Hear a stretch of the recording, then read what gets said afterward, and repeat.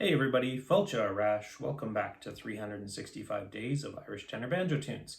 Today is day 39. Thus far I've spent most of the evening. I changed the strings on the banjo, polished up the fretboard, and I taped a bunch of it, so it took a while to video it. I'll make an edit of it eventually. But tonight we still have to do our tune of the day. So we're going to be doing number 220 in the big book of 365 Irish tunes. It is a reel in G called Maud Millar's. Now I haven't heard this tune before and I haven't played it before, so hopefully we'll get it all right. But that's sometimes what happens when I don't have a ton of time either in the day to listen to the tune ahead of time or else in the evening. One thing I will say though, not necessarily this tune because I haven't seen what's out there, but other tunes I know that I've listened to what's online, and sometimes these are traditional tunes, so over time there's all kinds of slight variations of them that get published, plus then you've got people doing ornamentations and different things to them, so it's sometimes hard to follow along. So if you happen to be using the Banjo Buddy book like I am, I assume a number of people are, it's a great resource. You might find these easy to follow along, especially if you're a beginner. The very first one I always do extremely slowly, and I do it note for note as what's in the book. The second time through, sometimes I speed it up, and the odd time I add ornamentation, but really I'm not quite at that ornamentation stage yet anyways. So hopefully if you're a beginner, you find these videos helpful, but really what they are, it's my New Year's resolution to pick up the banjo once a day and play it, do some practice in order to hopefully get better over time here. So anyways, first time through, nice and slow, Maud Millar's.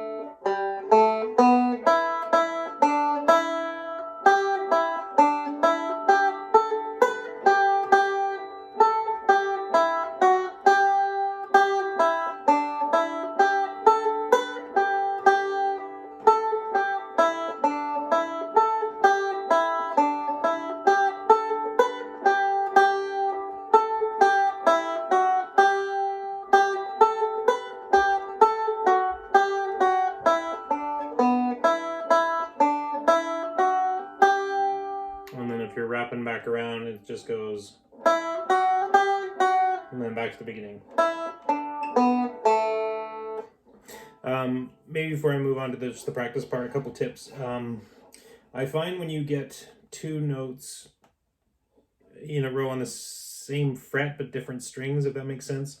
So there's a part here where you're coming up and you're going, where am I? So on the second string, the A string, you're going on the second fret. So notes wise, we're going E, where are we going? No, we're going B, D, G. So we're going 2, 5, and then back to the third string on the 5 as well. If you notice these things coming up ahead of time, you can go, instead of this, which takes time to move your finger, you can go bum, bum, bum. The only thing to note is that it does make a bit of a different sound. So if I go 2, and then I go here, and if I lift my finger, it stops ringing out, right?